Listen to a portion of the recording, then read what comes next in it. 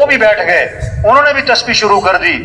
تو غریب صاحبہ پھر پریشان ہو گئے اور پھر آپ کی خدمت میں حاضر ہوئے، عرض کیا اللہ کے رسول یہ تو مالدار بھائیوں کو پتہ لگ گیا اس تسبیح کا، انہوں نے بھی شروع کر دی، وہ تو پھر ہم سے آگے نکل گئے، ہم تو پھر پیچھے رہ گئے۔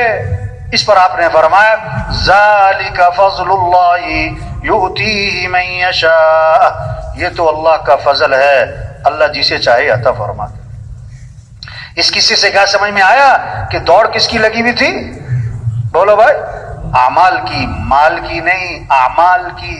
فاستبقوا الخیرات، اللہ نے حکم دیا ہے نیکیوں میں ایک دوسرے سے آگے بڑھو، خیر کے کاموں میں ایک دوسرے سے آگے بڑھو۔ اللہ نے انسان کی فطرت میں رکھا ہے میں آگے بڑھوں، اور آگے بڑھنے کا مصرف کیا ہے؟ اعمال میں، دین کے کاموں میں، خیر کے کاموں میں ایک دوسرے سے آگے بڑھ جاؤ۔ آپ صلی اللہ علیہ وسلم نے فرمایا دو باتیں